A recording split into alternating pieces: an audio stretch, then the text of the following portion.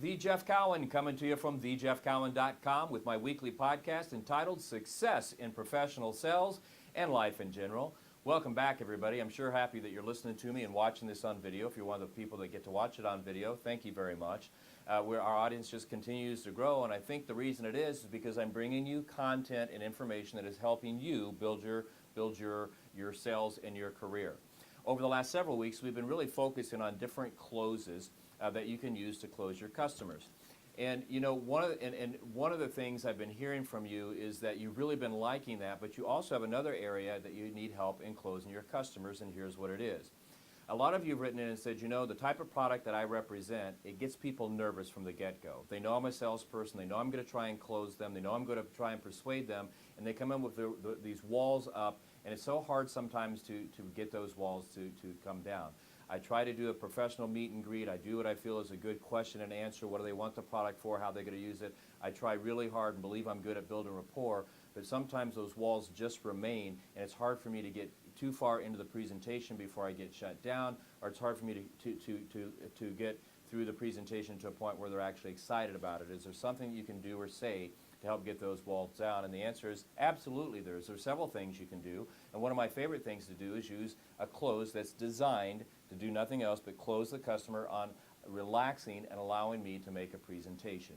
The name of this close is I'm not going to sell you anything, and here's how it works. I've gone out with my customer, they've come into the meeting room or however the presentation's being made over the internet, whatever, over the telephone, WebEx, whatever it is, and I've introduced myself, I've gotten their name, I thanked them for giving me the opportunity to present to them. I then asked them, you know, what brought them to our product, what is it that they're looking for, what are they trying to accomplish, what concerns or problems are they trying to solve. As I'm doing that, I'm building rapport with them, trying to get them to know them on a one-on-one level and try to get them comfortable. Many times I'm successful with that, but just like you, there's times when you can tell there's a tension in the room and you can tell there's a general mistrust of salespeople because they feel like they're getting ready to get talked into something or they're going to be strong-armed into something, and until you can get that off the table, they're probably not going to listen to you, and if they do, they're not going to listen to you in the way they should. So again, a close that I like to use at that point, closing them on the idea of listen to my presentation and see what happens. It's a close that I like to refer to as I'm not going to sell you anything, and here's how it goes. Mr. Customer, before I go any further here, I can see that there's a little bit of apprehension here, and I assume that it comes from being in the room with me. You know, there's no doubt about it. I'm a salesperson. I'm paid to salespeople. I'm paid to close business, and I'm paid to persuade people to move on our product as soon as possible. You know, that makes a lot of people nervous because when you walk into a situation like that, it seems so one-sided. Do I really have your interest at heart? Do I really care about what your needs are, or am I just trying to make a sell? As a matter of fact, there's been many times when the scene's been flipped, where I've gone into a room looking to invest in something, and I felt like I was in a situation with somebody that maybe I was uncomfortable with. So what I want to do now is just make you comfortable.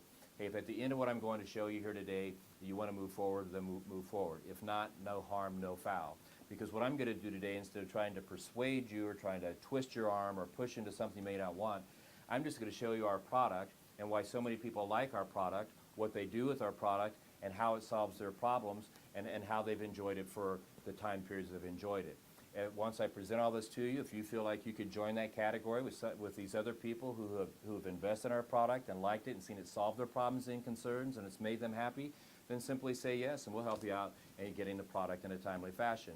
If after that you feel like you don't want to move forward, then that's fine, but all I encourage you to do is sit here, relax, open your mind, open your ears, and listen to what I've got to say. If it works out for you, great. If not, well then maybe we'll look at some other things that we have that can solve some of those same problems. Fair enough, Mr. Customer?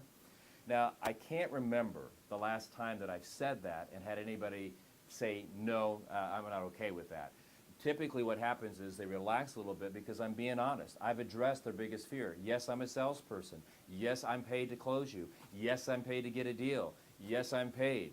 All right? But I think what happens with this is I calm them down because I project the image that, hey, if you get it, great. If you don't, don't. But if you don't, at least listen to what I've got to say and see how other people benefited from it. How can you make a real decision? Again, this is called I'm not going to sell you anything. It has great effect. I've used it many times as success, and I'm sure you will as well. Well, that's my message for today. I hope that you enjoyed it, and I really hope that you come back next week because I'm going to give you some more closes, and we're going to continue to talk about more about professional sales and how you can be the best you can be and maximize the opportunity that you are in right now. Because any product I've ever represented, including mine here today, I figure if I'm going to go into work, because it is work, I'm going to maximize the opportunity, and that's the information I'm giving you is information that will help you do just that, maximize the opportunity. So between now and next week, do me a favor. Go out and find as many prospects as you can. Get them as excited as you can about your product. Close them, collect the commission, and live the lifestyle you so deserve, because between now and next week, that's exactly what I'm going to do. I'm going to go find as many customers as I can, get them excited about me and my training and my content and all the success processes that I have. I'm going to get them to say yes to those. I'm going to collect the commission and continue to live the life that I have, because I'm going to tell you, folks, I'm going to brag here for a second. I've got a great life and a great lifestyle, and I love it. I've earned it. I don't mind talking about it because I've just done that. I've earned it. I love it, and you will too, as long as you keep coming back and listening to what I have to say and actually using it. Between now and next week, make it a great week. See you soon.